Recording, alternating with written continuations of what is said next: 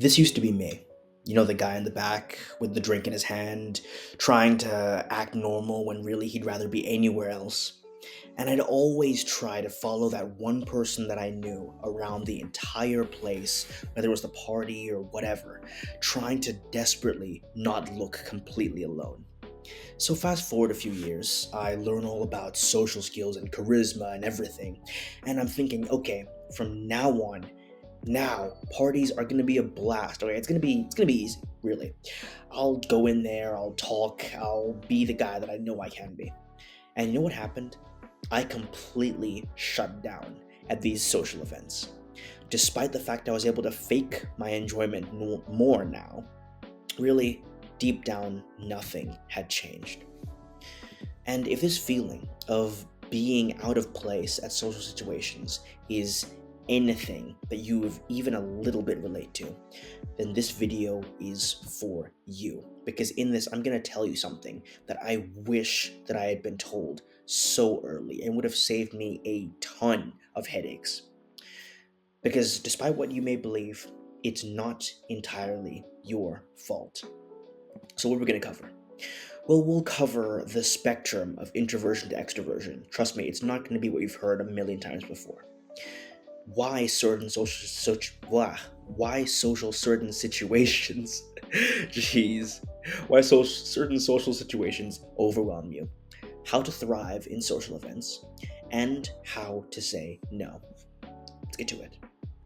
But first, I have a free 10-page PDF guide through how to be social and charismatic through little actionable steps that you can take right now.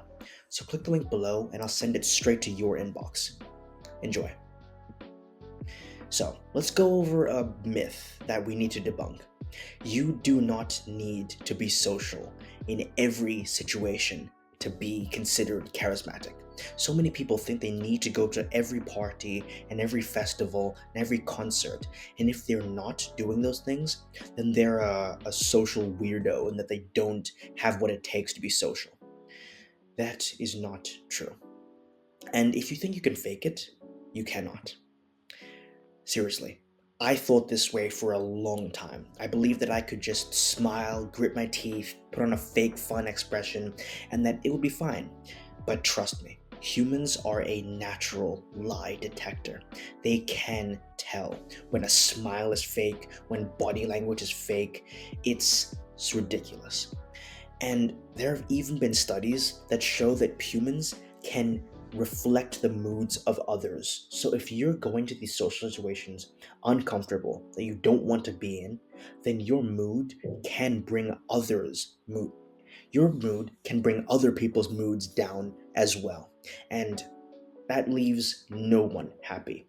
So if you think that you can just smile and go along with everything, trust me, you're setting yourself up for failure. Woof.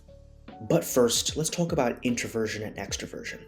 So basically, it's more of a spectrum than two blocks. So if you're more on the introversion side, like I am, then you're probably going to enjoy quieter places like cafes and movie nights, but you're also not opposed to maybe medium get togethers like barbecues or a festival every once in a while. So it's not this rigid black or white scenario where you're either only into, you know, small, tiny get togethers or massive, big, all out, jolts. So, but what you need to know is that trying to be both, trying to fit everything, you think that you can be just as social in festivals as you would be in cafes, if you're more on the introvert side, is setting yourself up for failure. And how do you thrive in your social zone? Well, here I've listed off four major groups of social activities, and I want you to list them.